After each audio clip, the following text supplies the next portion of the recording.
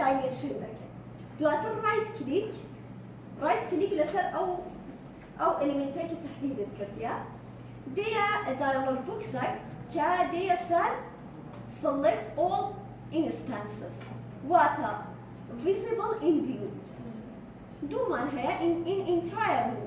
project يعني لهمو بروجكت لو دياري بكار ياخذ تنها لا لو فيوي كأتو دايبيني يعني مثلا أبيك صافو أنا من لو فيوي كتوي بالله هل والله شركة التحديد كيف فرقينها؟ هر والله بلان استاي ما دايمنشن مان تحديد كان دمانوي دايمنشن كان ولا رش كينوا بيست مان كينيا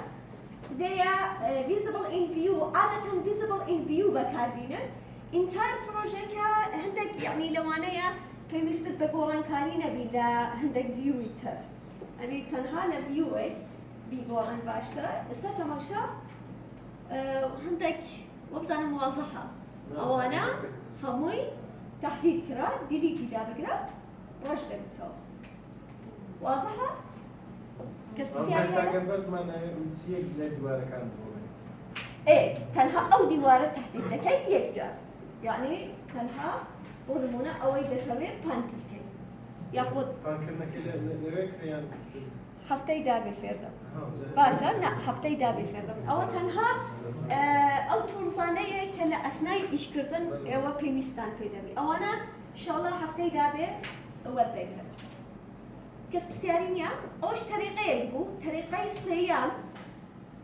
أويا كان أتو همو بنایەکەت تحدید دەکەیت هەموو بنایەکەت تحدید دەکەیت کە لە ڕاستەوە بۆ چەپ بە شێوەی بڵێن لاکێشە کە تحدیدت کرد دێیە سەر مۆدیفای تاب لەو ڕیبەنە چ دەبینن فیلتەری دەبینن فیلتەر واتە چی؟ فیلتەر یعنی لۆم فیلتەرکە تەنها یەک شتم دەوێت هەموو شتم ناوێت فیلتر کەلۆ کاتێک کە ئێمە بینایەکی گەورەمان هەیە ئیشی لەسەر دەکەین ئێمە کۆمەڵە ئەلیمنتمان لە ناوی بەکارهێنایە بۆ نمونە وەکو باسم کرد فاوندیشنە سلابە دیوارە ستێرە کۆمەڵە شتێکت هەیە ئەتوو ئەگەر بتەوێ هەموو وەڵەکان دیاری بکەی وەکو ئێستا کردمان بەڵام هەندێک جار زۆربەی جار ئێمە فیلتەرەکەی بەکاردێنین هەندێک خۆشترە لە بۆ ئیشکردن ئەوی دیکەش دەتانی بەکاردێنیت بە کەیفی خۆتان بەڵام فیلتەرەکە عادەتەن زیاتر بەکاردێن ئێمە دێین لە فیلتەرەکە ئەو دایلۆگ بۆکسەت لۆ دەردەچی کە کۆمەڵە ئەو ئەلیمنتانەی کە تەحدیدت کردیە لۆت لیست دەکە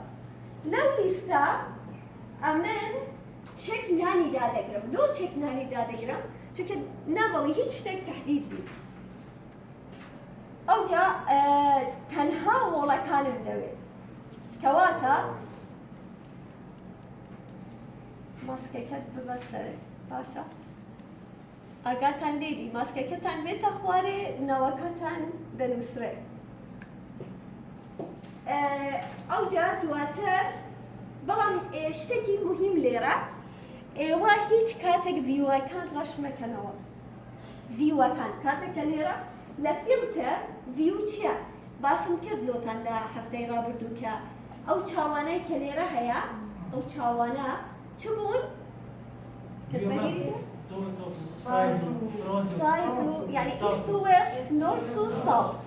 ئەوانە ئیتیجاهەکانە یعنی ئەگەر ڕەشی بکەنەوە تووشی کێشەدە یعنی ئەو ڤیوەت لۆ دەرناچی یعنی نابێ ڕەشی بکەنەوە هیچ کاتێک و هەروەها شتێکی تریش بوو بەڵام وەبزانم لە دڵی لە ئیلیڤیشنە دوای ئەگەر گەیشتینە ئەو مەرحەلەیەش پێتان دەڵێت نابێ دوو شت ڕەش بکەنەوە بۆ نمونە وەڵەکانمان دەوێت یاخود ئەم جارە هەر با وەڵەکان دیاری بکەین تەنها وەڵمان دەوێت چێک نانمان کرد چونکە هیچ یەک لەوانەمان ناوێت ئەو شتێک کە دەتەوێت تەحدیدی دەکەین یاخود دەتوانین یەکێک غير فعاليات بەڵام ئەوە هەندێ لۆ ئەو کاتانێک زۆر ئەلمنتت هەیە ناتانی کاتێکی زۆری دەوێت کەواتە چێک نان دەکەی ئۆکێ ئێستا تەنها وەڵەکانت لۆ تهدید کەس پرسیاری هەیە؟ ئاسانە هەموو بینایەکات یاخۆت ئەو بەشەی کە دەتەوێ ئەو وۆڵانەی کە دەتەوێ لە منتقەیەک ئەو منتقەیە تهدید دەکەی هەمووی بە کاملی هەموو منتقەکە دیاری دەکەی دواتر دەچێ فیلتر لە مۆدیفای فیلتر چێک نان لە چێک نان وۆڵز ئۆکێ کەس پرسیاری هەیە؟ ست بنمونة دوار فيها غرفة فيها لو في التري ستكي وركي بنمونة بس وڵەکەت ئیش پێیە بەس وڵەکە ئەگەر بەس سلابەکەت ئیش پێبی بس لا في ولا بەس یعنی فلۆرەکەی هەڵدەبژێت یعنی هەر شتێکت پێویست بوو ئەو شتەی تهدید دەکەیت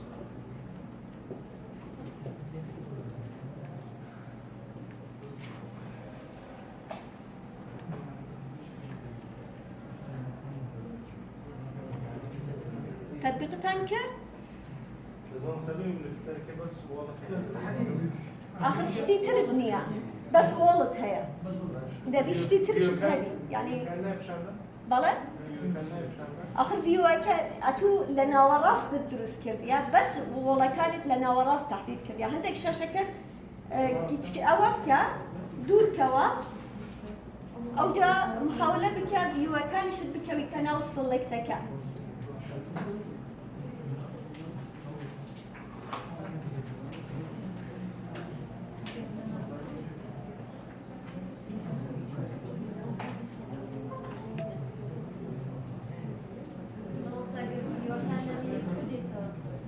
نایتەوە دەبی فایلێکی تر بکەیەوە چونکە ڕەشت کردیتەوە ناگەڕێتەوە ئێستا دێینە سەر دایمنشن بەڵێ أو في التري بس لو تحديد كده كده هو يعني تحديدي وركي تهدیدی هەر شتێک کە دەتەوێت یعنی زەحمەتە لە بۆ تهدید یعنی ئەتوو دەتوانی خۆی یەک وەڵیەک وەڵ تهدید بکەی کۆنتڕۆلی دابگری وڵەکان تهدید بکەی ئەوەش تەریقەیەکە بەڵام زۆر زەحمەتە کاتێکی زۆرت لێ دەبا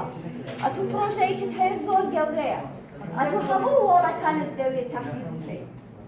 هەمووی تهدید دەکەی بەس وەڵەکان ئەوە دەبێت يعني استاتبار مكينات بس هو لكن تحديد يجزء لايني ولا تحديد بەڵام دەتوانی دوو شتش پێکەوە تهدید بکەیت دەتوانی وۆڵ و سەقفش پێکەوە تهدید بکەیت بەڵام ناتانی ئەو کاتی ئیدیتی بکەیت لۆ چونکە ئیدیتەکان تەنها ئەو شتانەی کە وەکو یەکن پرۆپەرتیسیان وەکو یەکە تەعدیلاتی لەسەر دەکرێت ئێستا دێینە سەر دایمنشن دایمنشن زۆر گرنگە چونکە ئەتوو کاتێک پرۆژەیەکت دروست کردیە یاخۆت بینایی پلانێکت دروست کردیە ئەگەر دایمنشنی نەبی یعنی هیچ نەکردیە یعنی هیچ استفادەی نییە ئەو کەسەی کە بڵێن ئیشراف لەسەر پرۆژەکە دەکات یاخۆت بینایەکە دەکات ناتانی بخوێنێتەوە ئەگەر ئەتوو دایمنشنت نەبی دایمنشنەکە بە دوو جۆر دەستمان دەکەوێت یەکەمیان لە کویک ئاکسس تولبار کە باسمان کرد لەسەر سەرەوە ئەوە کویک ئاکسس تولبار ئەوە دیار نییە نازانم شاشەکەی ئی لاپتۆپی ئەوەیە دەبل کلیک لەسەر ئەوەکە بکات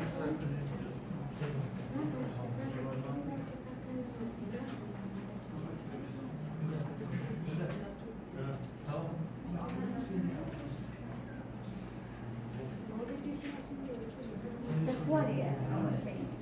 وەرە خوارێ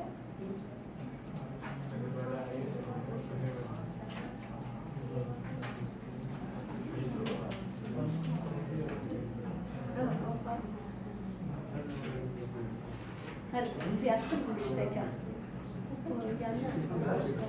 لا هروك خوي أول شيء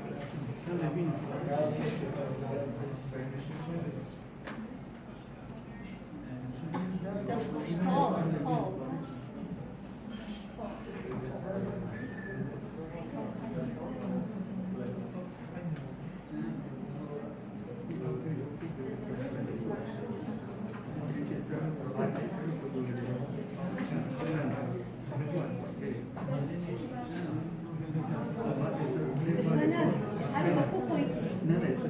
بس انت عايز اول بتاعي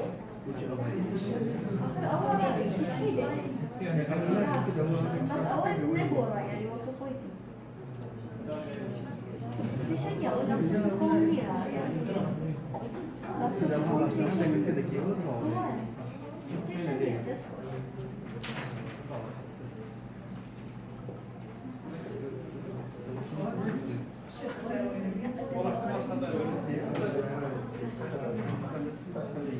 ستة بخطأ وينبي كيف شنيا تمام كده استاليرا لا كويك اكسس تولبا دايمنشن مالها او كليرا قابينن او دو سهمة دايمنشن كليك دكي لا موديفاي انواع ابلودر دشي ياخذ بتوالي بشي annotate tab ليرا annotate tab dimension panel ليرا انواع ابلودر دشي برام او اسانترين شوية كأتو او كليك بكل لو درج اللاين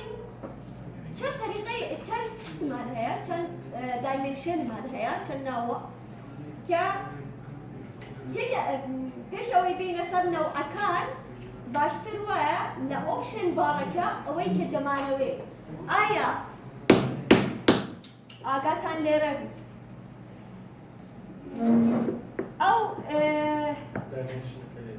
أو شويني كده توي آية ده توي سنتر تو سنتري والله كتلو ورقري ياخد فيس تو فيس ورقري چون که ایما عادة اگر مساحه من دوه يجوره دمانوي فيس تو فيس بي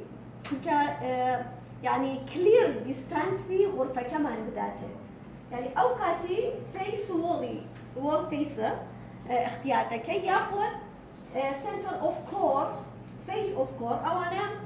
ناي مساري چونکه کاتێکی زۆری دەوێت لە بۆ شەڕحکردن لە وۆڵ وەردەگرن ئەو کۆڕ چییە هەندێک شتمان هەیە لە وۆڵ وەری دەگرن پێویست ناکە لێرە بەحسی بکەم بەڵام هەر ئەوەندە بزانن لێرە پێویستە ئەو شتەی کە ئەتوو دەتەوێت ئایا دەتەوێت لە سنتەری وۆڵەکان یاخۆت لە سنتەری ئێلمنتەکەت لۆ دیاری بکات یاخۆت لە وۆڵ فیس لە سنتەری وۆڵ واتە ئەمن لێرە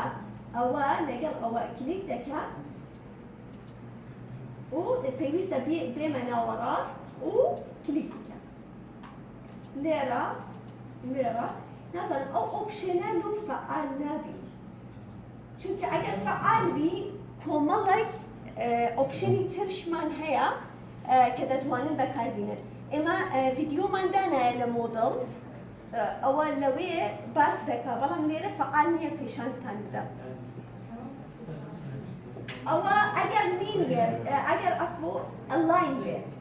واتە ئەمن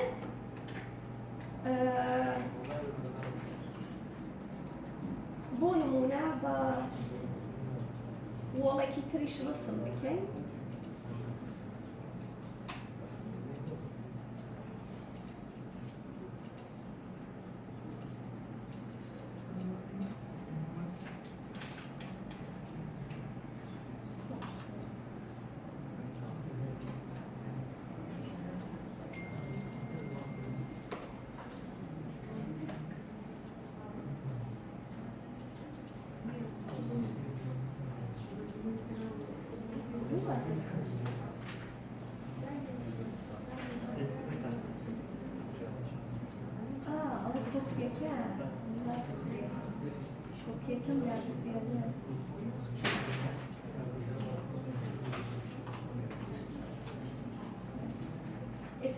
ئەگەر ئێمە ئێڵلاینەکەمان هوێ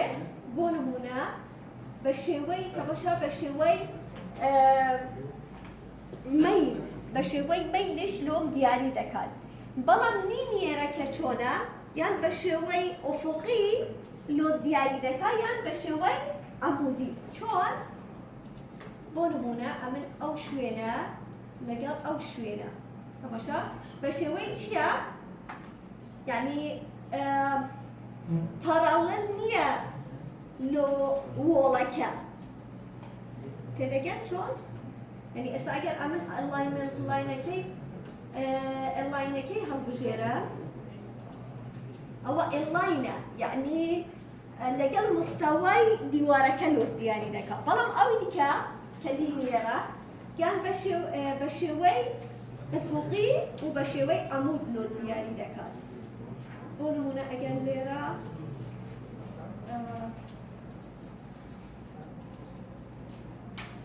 ئەوەی دیاریکرا هەردەم شێوەیە دەکەی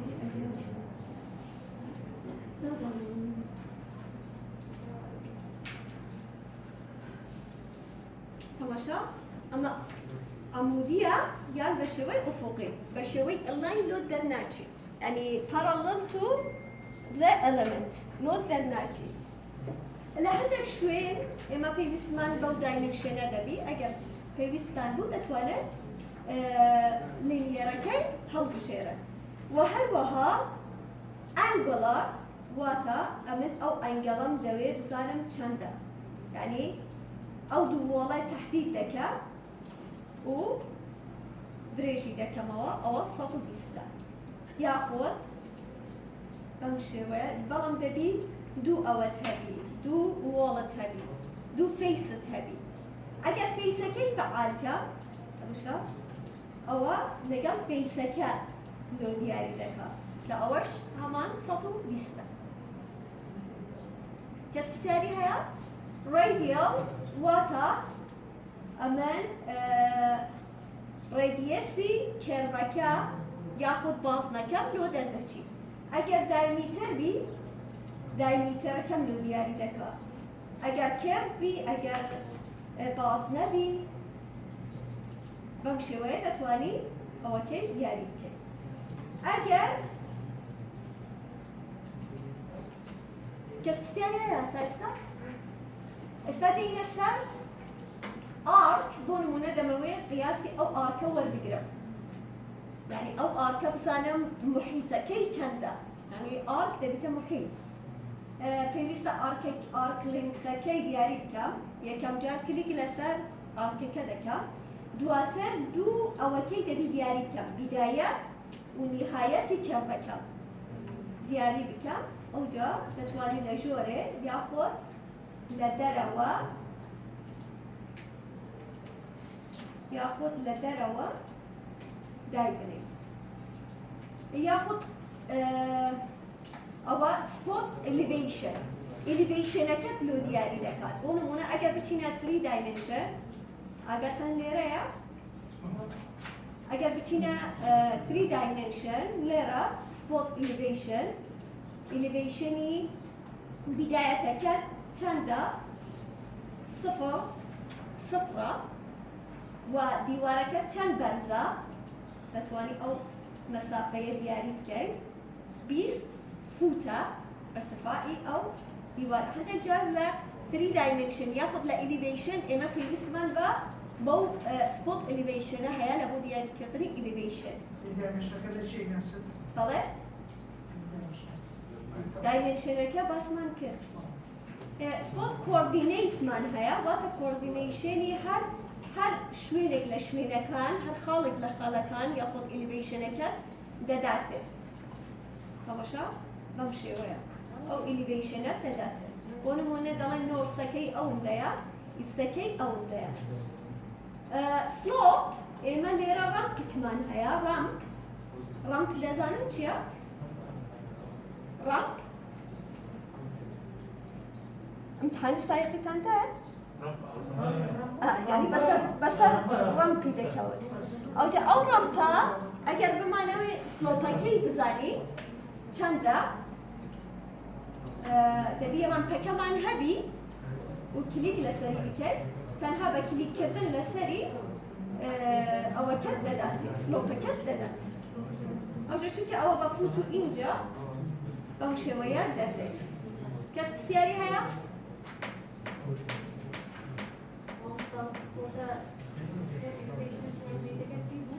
بەڵێ؟ سبوت إليفيشن من هيا واتا ارتفاعي مستويك لو دياري دكا بو نمونا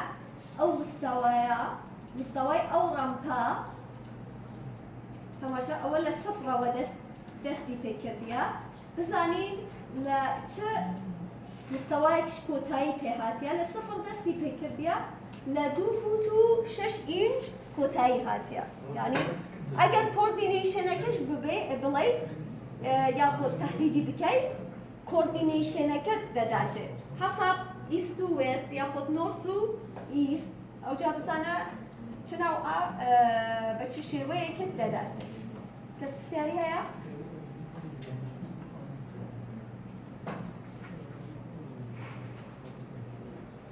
شتێکمان دەمینێ ئەوە شەڕح دەکەین ڕێستەک وەردەگرین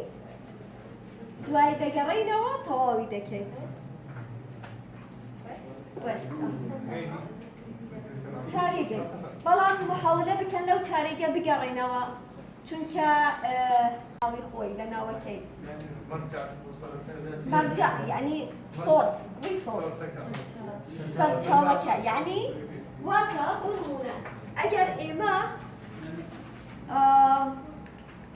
ڕامپێکمان هەبی ڕامپەکە بە چ شێوەیەکە لایە وایە ئەمە دەڵەوێ ریفرەنس پلەینێک لێرە دروست بکە حەسەب ئەو ریفرەنس پلانە ئەمن تی بیمم هەیە تی بیمەکە مەماسبی لەگەڵ چە لەگەڵ ئەو ریفرەنس پلانە ئەگەر ریفرەنس پلانەکەم نەبی زۆر ئیشەکەم زەحمەت دەبی چونکە ئەو ارتفاعەم دەبی هەبی دەبی ئەو مەسافەیەم هەبی یعنی هەندێک زەحمەتە ئەو ریفرەنس پلانە وا دەکات کە ئیشەکەت لۆ ئاسان بکات چونکە ئێمە تەنها یەک تیبیمان نییە زۆر تیبیمان لێرە هەیە ئەفوەوە سەرۆژەی دەرچوو بەم شێوەیە هەتا کۆتایی دەتوانین بەپێی ئەو ریفرەنسە کە بۆ نمونە دەنووسین تۆپ ئۆف بیم تۆپ ئۆف بیمەکە پێی دەڵێن لە ریفرەنسی تۆپ ئۆف بیم لۆمان ئەو تیبیمانە دابنێ زۆر بە ئاسانی دەتوانین ئەو بشەی بکەین ئەو ریفرەنس پلانە چۆن ڕسم دەکەین دەچینە ئارکیتێکچەر تاب بەڵێ بەڵێ لە پلانەکە لە فلۆر پلان یاخود دەتوانی لە ئیلیڤیشنیش بیکەین لە ئیلیڤیشنیش دەتوانی ڕسم بکەین لە وەرک پلان و ریفرەنس پلان دەتوانی بە شێوەی ئوفوقی دەتوانی بە شێوەی ئەمودی ریفرەنس پلانەکەت یاخود بە شێوەی لار ڕسم بکەیت بەڵام کاتێک کە ڕسمت کرد پێویستە ناوێکی بدەیت چونکە ئەو ریفرەنس پلانەت لۆ بدۆزیتەوە کە ناوەکەت لێدانایە لەوانەیە چەند ریفرەنس پلانت هەبیتە لە ناو پرۆژەکەت بۆ نمونە ئەوە دەنووسین تۆپ ئۆف بیم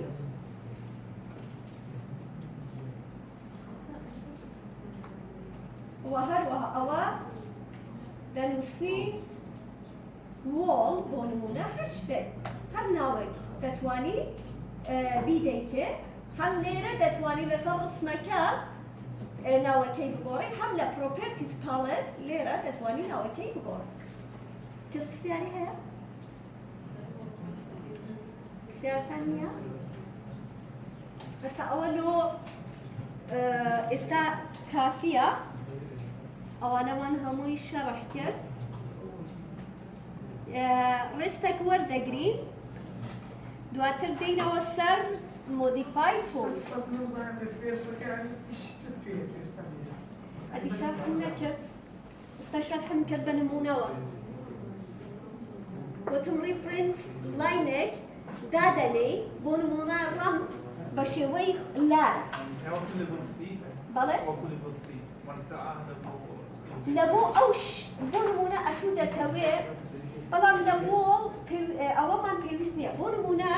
أملا architecture بنجرة مانها ولو يعني نمونة بنجرة كان بخوي قياسي خويان هيا لا يعني لفلور بلانكا لبو ارتفاع كي ديالي كراو هو نمونة مثال دادا لين ريبوار أقاد لي بلو تشرح دكا والله وايد تدرس المفروض. استمشى نمونة أو ريفرنس لاين اللي ردا لين دلين لا ريفرنس لايني ويندو مثلا نمونة ويندو أو ويندو أنا لو دابني يعني ليك مستوى يعني أتو ريفرنس لاين كتهيا إلمنتي لسردادني يعني أجر أو ريفرنسات نبي زور زحمة بشكل جيبة المقصد هو بنقول كولوم يعني كولوم لا كولوم أساسي كولوم مكان. ده تاني بلاي بلام زيادة ده تاني بلاي بلام كولوم مكان أساسا كي حسب أو كار ديالي لكن يعني ليفل حسب ليفل حتى دابي ورد أقرأ بلام ريفرنس لاين كبولونا وكون رامبا كان اللجير أو بريكاست بيباي كلا سري دادني تي سكشن تي بيم دادني لبو أويكا قوتك كي بتشي تسري أو كات يعني بشوي لارا أجر أتوبي أو تي بي مانا لسري دابني شوينة كان ينظر زحمتا دوزي نوال أو هذا بيتا ريفرنس لاينت كا أو تي بي مانا لسري دابني كيف تسيارين يا؟ أو جارستك والبقران يكو دادا قادرة ولو ترنجشة كزور ماي مايا